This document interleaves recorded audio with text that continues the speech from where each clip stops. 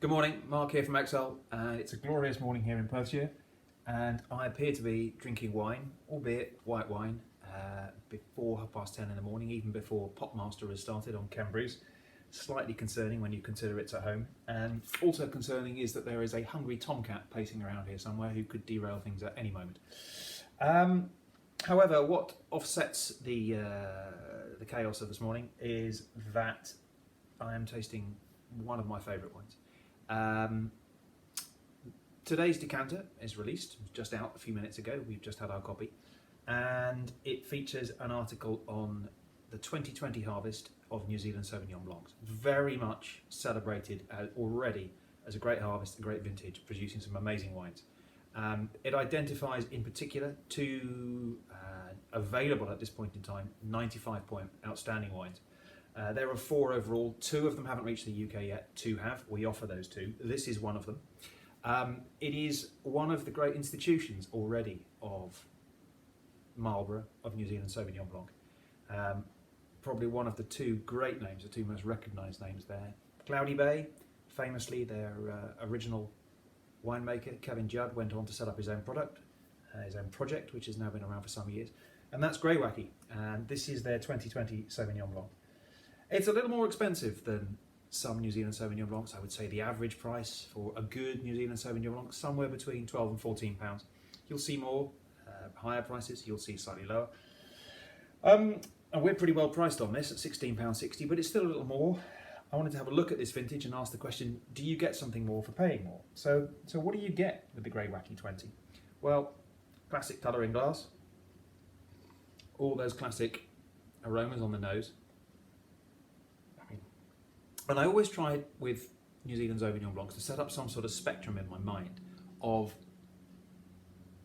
that spectrum of flavours, of fruit flavours. At one end, there's the citric, the lemony, the zingy, and I really think the classic sort of part of the spectrum in New Zealand Sauvignon Blanc is grapefruit. It's a classic aroma, a classic smell, a classic flavour. And at the other end of the spectrum, and something that you see a great deal, are these tropical fruit flavours, particularly passion fruit, but there's other crazy things up there: mango, guava, banana, pineapple, really tropical fruits, really ripe sort of flavours. Now, on the nose,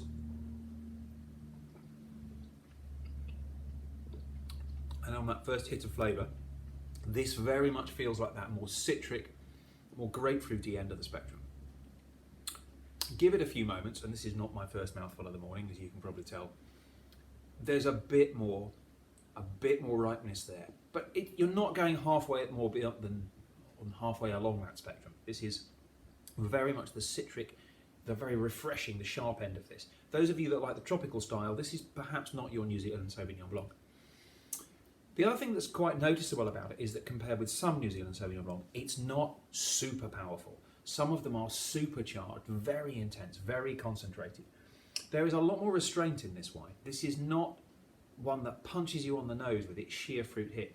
Don't get me wrong, it's still a New Zealand Sauvignon Blanc. There's still a huge amount of power there, but it's a little bit reined in, and there's a good thing about that. And please don't get me wrong either. It's not thin. It's not weak. This is not, you hear what phrases like elegant, restrained, refined, and it often suggests there's no intensity to the wine. Actually, this has a huge amount of intensity, but not as much as some New Zealand Sauvignon Blancs. What that allows is some of the complexity of the wine's other flavours to come through. This sees some fraction of its fermentation carried out in barrel, and there is definitely here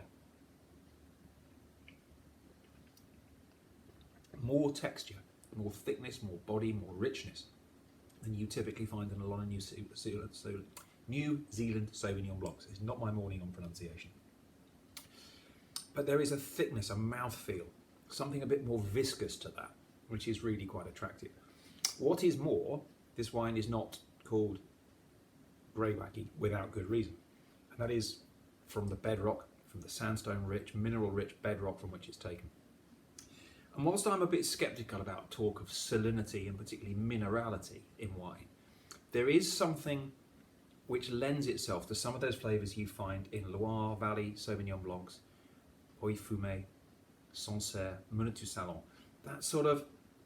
That wet stone feel. There's something about that, and it's definitely in this wine. It's a definite extra complexity which is there.